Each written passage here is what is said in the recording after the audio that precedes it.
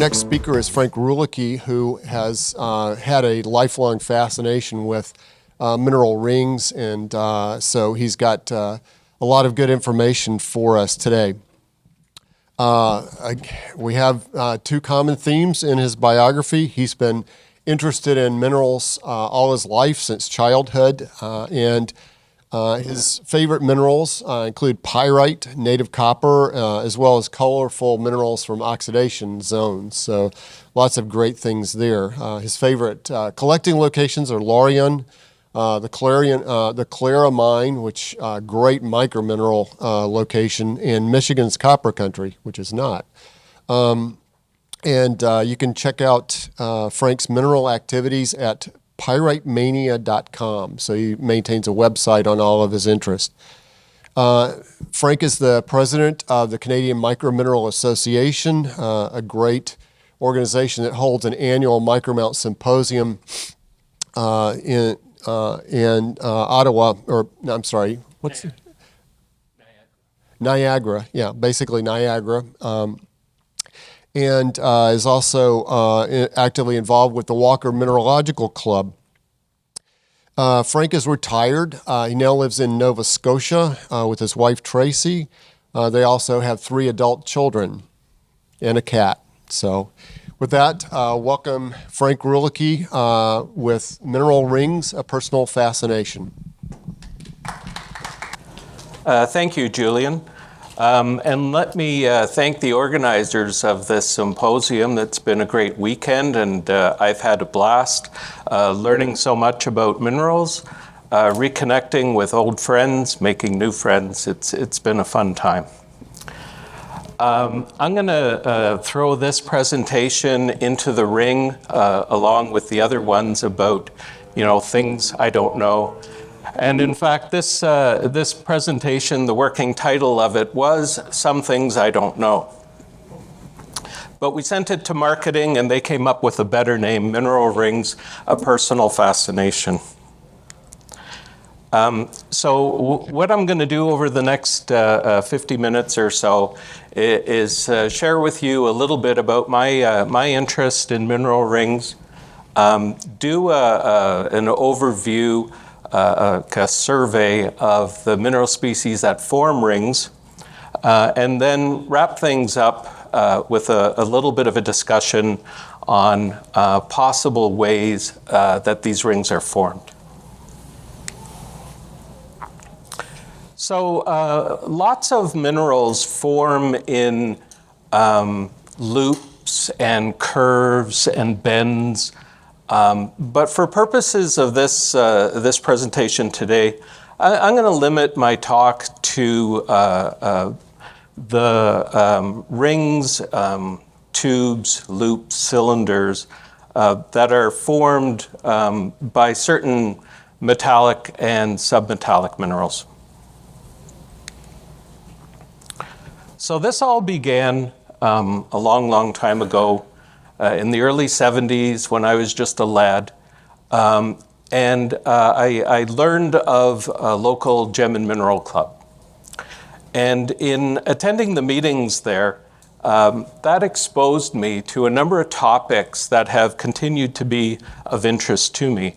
As Julian had mentioned, minerals from the Copper Country, Laurium grease, micromounts, and mineral rings. So here's a picture of my very first micromount, number 1 in my collection. I still have it, an Adularia with epidote from Michigan. And I mounted this in 1976. So I was 16 years old then, and I was interested in microminerals for a reason that lots of people get interested in micros. I just did it early. I didn't have a lot of money. I didn't have a lot of space. And micros provided a way for me to get a collection of things from far away that interested me at low cost and that didn't take up much space because basically my collection had to fit under my bed.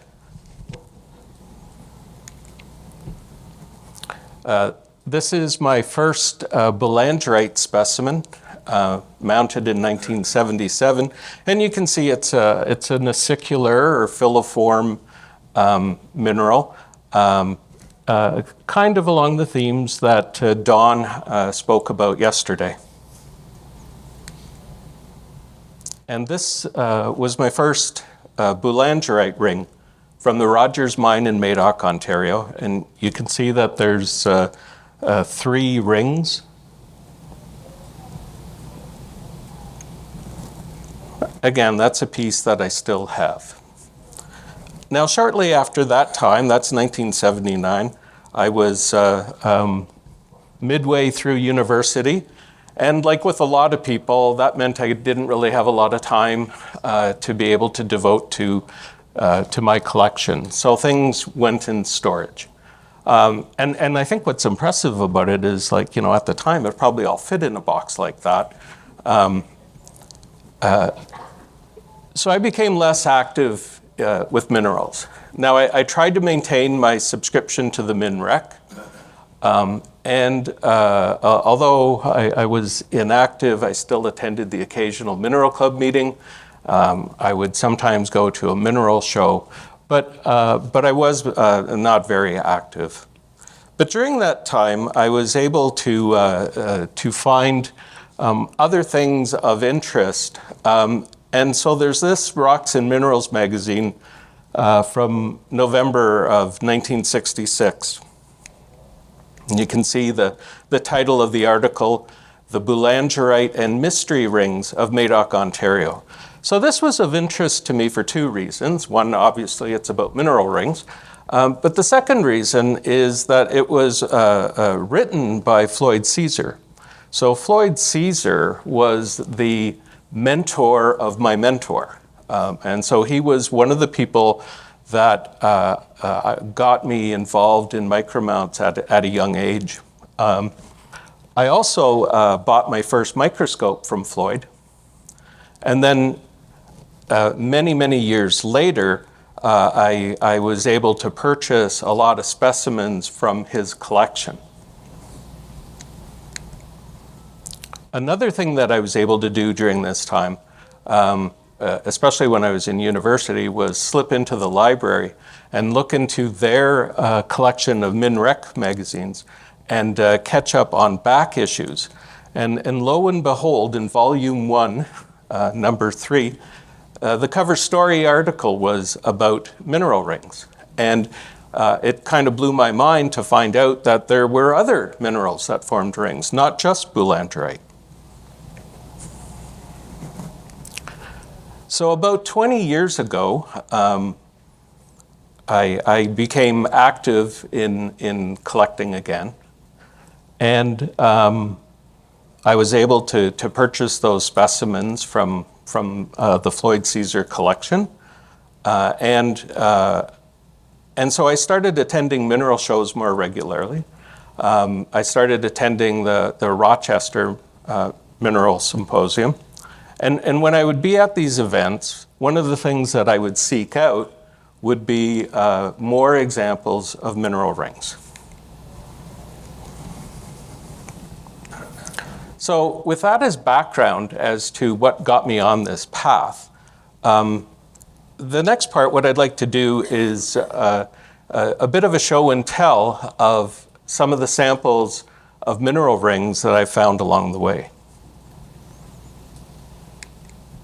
So I'm going to start with boulangerite from the Rogers mine in Madoc. To me, that's sort of the granddaddy of all of this. This was the first locality that had samples of these specimens. So it was, very formative for me.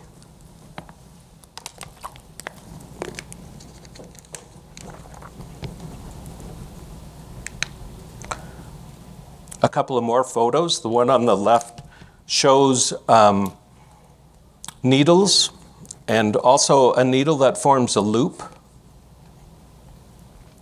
The sample on the right shows a ring set among a whole bunch of needles.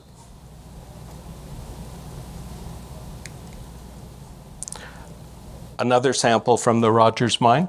that shows multiple rings. Again, if one mineral ring is fun, many mineral rings on a specimen is, well, funner.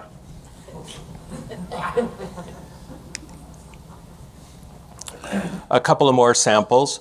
That one on the left is the first ring specimen I mounted. The one on the right shows a couple of more rings.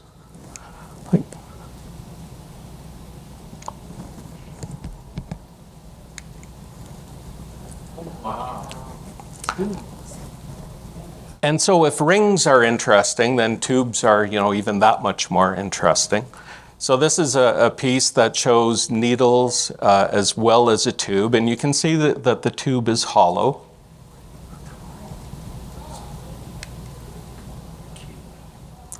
And so this is a fun piece because it shows needles and rings and a tube.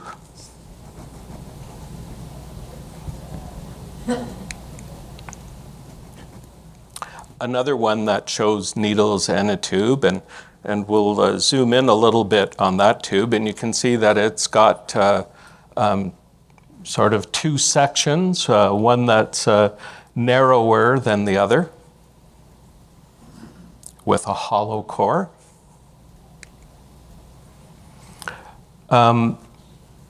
And so I began to seek out specimens of mineral rings from other localities. And at first I started just looking for boulangerite. So here's a sample from the Van Silver property.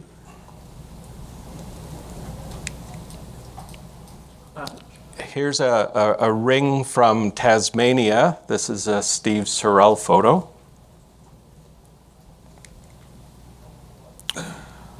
A sample from France.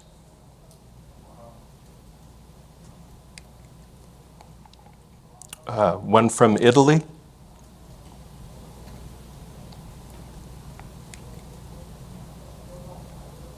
From Romania.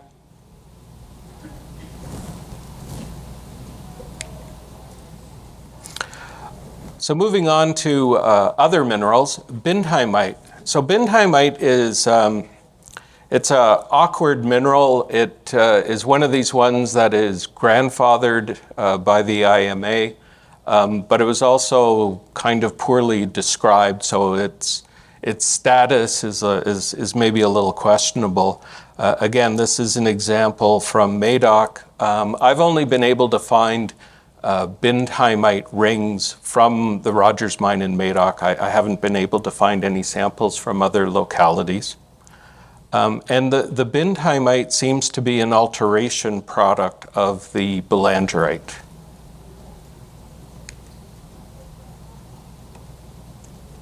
Again, in this example, there's a ring at the bottom.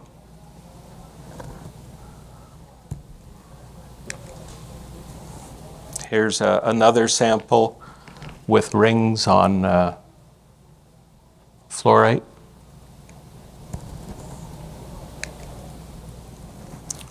The next species is chirioteite from Italy. This is a somewhat newer mineral.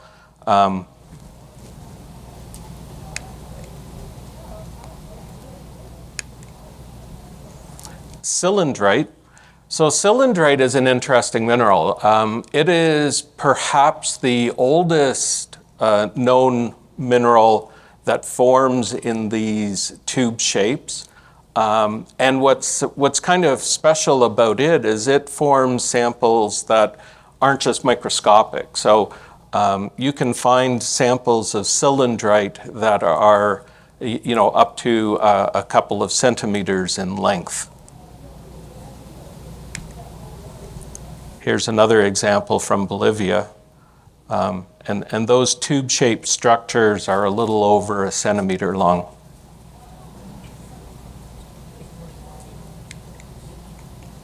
The next mineral is dadsonite. This is from Wolfsburg, Germany, and it's a Simon Cetone photo. Jamesonite. From the Münstergrund mine in Germany. You can see the ring kind of in the center. sit among a tangle of needles. Give you a close-up view.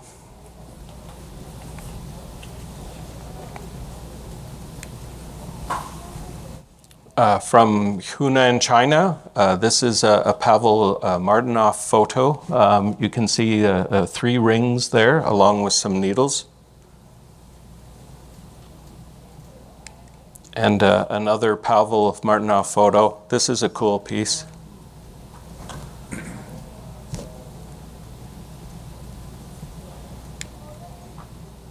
And back to Romania for this one. This is a Wolfgang Stoll photo. From Portugal, a Pedro Alves photo. The next mineral is Mineralonite. This is a John Jazjak photo, and you can see this long cylindrical tube.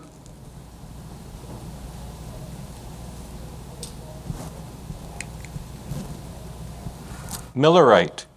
From Halls Gap, Kentucky, a Ruehlicke photo, and you can see that in the center there's, I don't know if that's a ring, it's a near ring. It's certainly a little circular. Pyrite. This is an SEM photo from Alan Goldstein. Another pyrite. This is a Steve Stewart photo. Another one from Halls Gap, Kentucky. This is a Danny Settles photo.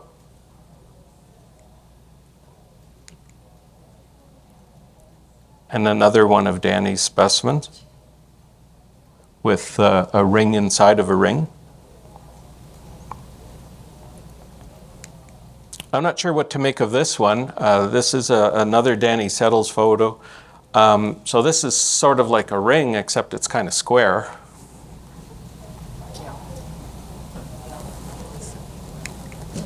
And here's another one from Pedro Alves, which is not a full ring. It's sort of like a horseshoe-shaped loop.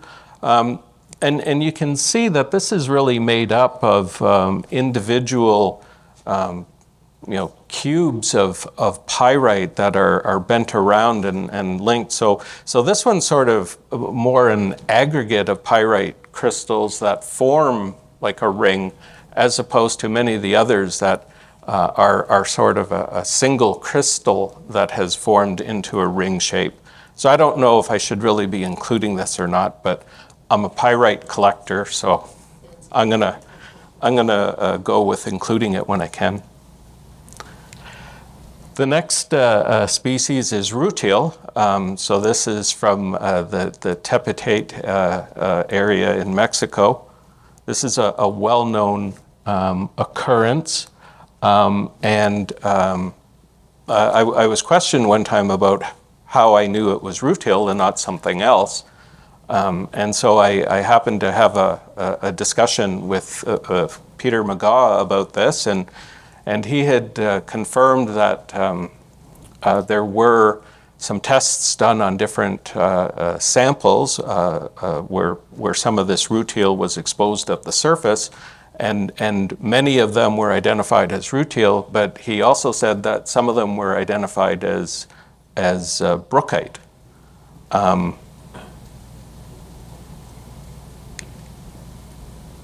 Tubulite.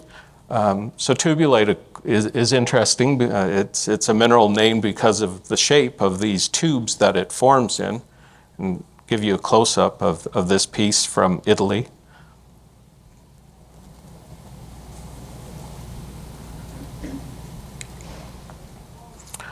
Another tube from tubulite. So again, this specimen is neat because it has needles, rings, and a tube.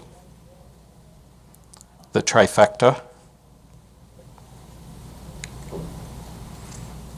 So here's the list of mineral rings that I've been able to come across. The ones where the names are in white are in this presentation.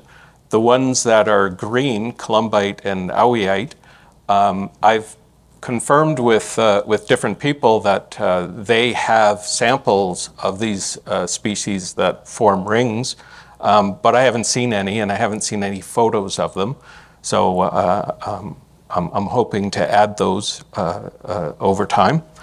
And at the bottom of the list, there's a couple in a species in blue, Heloisite and chrysotile. I've included those for completeness sake, but I don't know that they're of interest to collectors in the sense, because the ring structures that they have are at such a small scale. So we're talking a size of about 50 microns.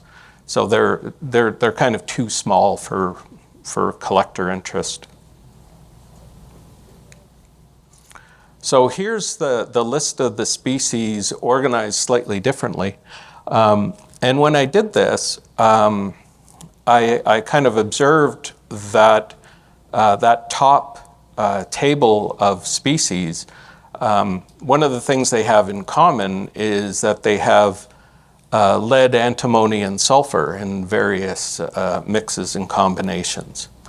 And so, it kind of alerted me to the fact that that chemical makeup is likely a factor in what's causing these rings to form. It doesn't help with explaining how rings are formed for the minerals in the lower table, but it's interesting on its own. So here's a list of the localities that are represented in the presentation.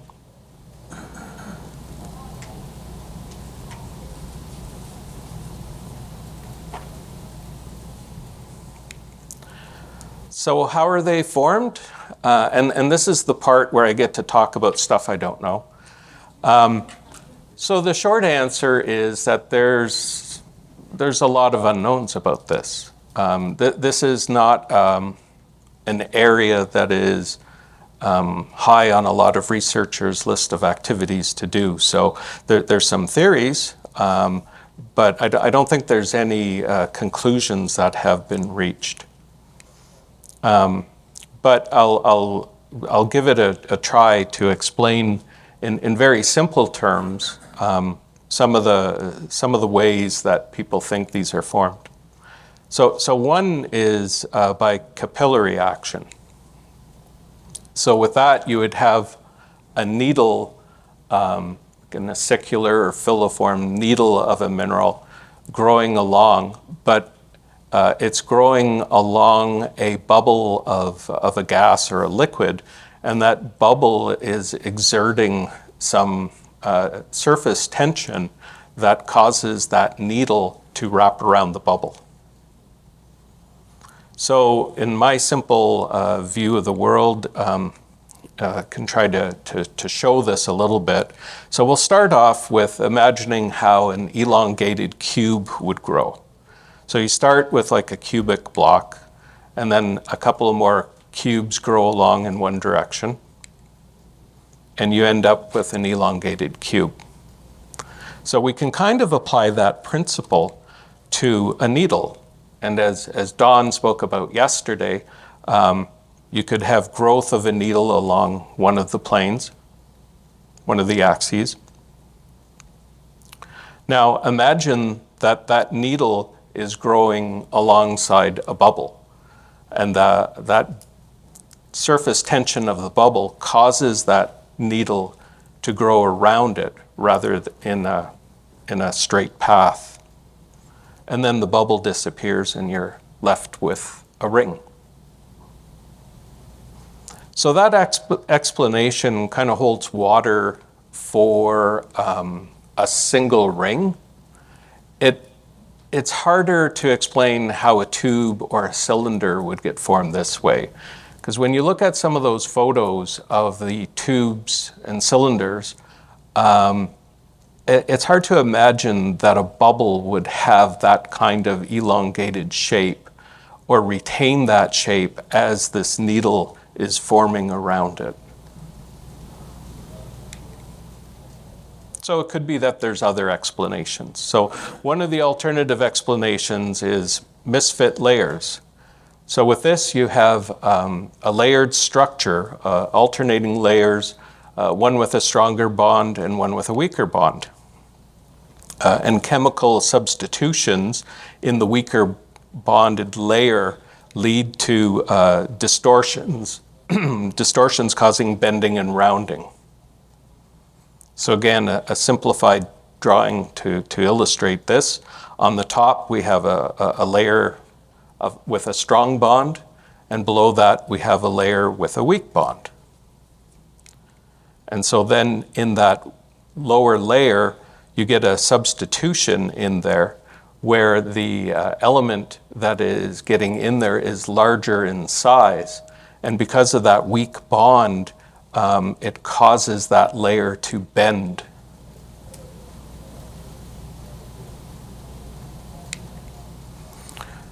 A third thought is sort of self-coiling ribbons. So you have an asymmetrically charged ribbon, and it self-coils, creating a ring or a tube. And so again, a simplified drawing to illustrate how this could happen. We have a ribbon here, and I've labeled the ends, the left side of it A and the right side B. And you can see that it has wrapped around, and A and B will at some point meet. I've just left a gap there to kind of show that they're approaching each other. And because they have opposite charges, this ring gets formed. Now looking at a tube or a cylinder, we have this ribbon, and we have this growth occurring by this, it's like the screw dislocation method that Don was speaking about yesterday. And this ribbon wraps around itself and produces a tube or a cylinder. And this is a little bit easier to understand if you think of the top of the ribbon having a positive charge, for example, and the bottom of the ribbon having a negative charge. Then it will spiral around and form into a tube shape.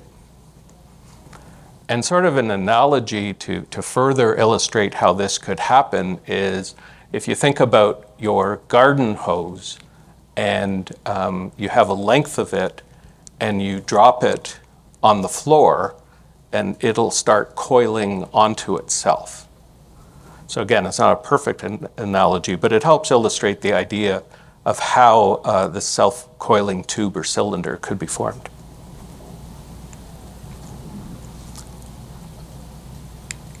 And so that's what I've got. This last image shows a nice little hairpin of boulangerite from the Rogers mine.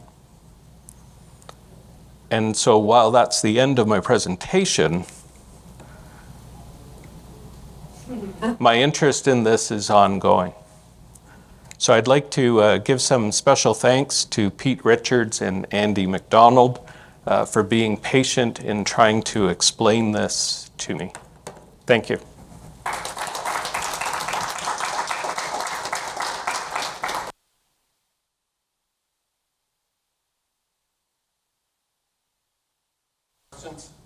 Ray? Did you ever get to collect any yourself and made up? So the question is, did I ever get to collect any of these rings myself at Madoc? And unfortunately, I haven't been able to. Brittany? What was the matrix of the rutile? So the question is, what is the matrix of the rutile rings? Sorry for not mentioning it. It's topaz. Bob? Yeah, really enjoyed the talk and realized that I have quite a number of rings and so forth from a lot of the locations you were talking about, including one of the topaz, the rutile. I always thought it was rutile, so it's good that Eve McGaw had done the analysis. The one thing of interest to our Northwest collectors is Van Silver. A lot of us probably collect up there, and we have rings and tubes, including I think they identified tubulite up there. So real interesting. Maybe we can correspond about it. But yeah, it was a very exciting place to collect. Okay, thank you. Not so much a question, but a comment. Bob was heaping lavish praise upon my presentation, so I appreciate that, Bob. And he mentioned that there's a locality of interest to the collectors here in the Pacific Northwest, the Van Silver property, and it has rings and tubes of tubulite. And Don Howard had some photos of those samples in his presentation yesterday, and I was able to get his contact information. So I'm going to be following up with him to learn more about that, and yeah, and definitely I can stay in touch with you, Bob, and continue to get further information on this topic. Yeah. Ray? Just a quick point of information is it was Todd Malacca who discovered the ones at Van Silver, and it's not in the main dump. It was actually in a sort of an added dump on the other side of the road, and it was just discovered actually in its later years before he passed away. And so it was something of great interest to him, and Rob Woodside as well, to try and find out what the actual identification of that mineral was. And apparently some people still think it's up in the air, it might be the mineral. Okay, so the comment is that the material from the Van Silver property that forms these tubes and rings wasn't found in the main dump area, but in a different area off to the side. And there's still some question as to whether it's tubulite or another mineral, and it's possibly a new mineral. So hopefully there'll be some further study on those samples, and we can get an answer on that. I'd love to add a new mineral to the list. Bruce, sorry? So early on in your presentation, you were showing bentonite. I forget if that was the Medoc mine or not, but it was the only place that you knew of it occurring, and I wondered if maybe it was pseudomorphs of boulangerite. Maybe my mind has been poisoned by Aaron's presentations, but it seems like that could be a possibility. It just seems extraordinarily unlikely to have two separate mineral species that form rings in one locality. Right. So the comment is and question is that the bentonite from the Rogers mine in Madoc, whether it's really an alteration product of the boulangerite rings, or whether it's a pseudomorph. We know that Aaron's vote is that it's a pseudomorph. And it could very well be, and as Bruce had indicated, that might be a more logical explanation for it, as the odds of having two species forming rings in the same location is probably remote. Bob? Yeah, I noticed, and then you pointed out the prevalence, including the bentonite, of lead and antimony in a good portion of the ring and tube-like species. And is there anything that you know of in terms of the ion size and so forth that would, tend to occur? Some of the potential reasonings, like one of them was the kind of that ion stuffing thing, Right. So again, the comment and question from Bob, again, he was lavishing great praise upon me, and I really appreciate that. So his comment had to do with the lead antimony minerals that are common to so many of these mineral species that form rings, and whether the ionic size of those anions has something to do with these weak bond layers leading to the curved specimens. And sort of the short answer is likely.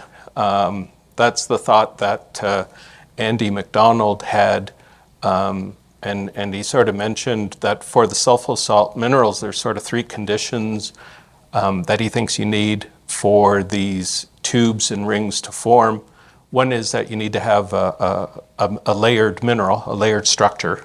And then the asymmetrical charge is where you have like a positive charge on one side of a layer and a negative charge on the other.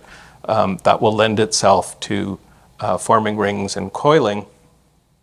And then the other thought he had was that there's certain minerals, and lead is a prime example of it. Another is antimony. And the submetals in particular lend themselves to substitution, and they also have a habit, I guess, of forming in lone pair structures that allows them to associate with other atoms in a structure in a different way than is typical. And so through that, he thinks that's part of the reason of why those minerals it's more common to those minerals to form rings than to others. And it'd be a great area for, ongoing research, but, trying to find someone to spend the time on it is the challenge. Any other questions?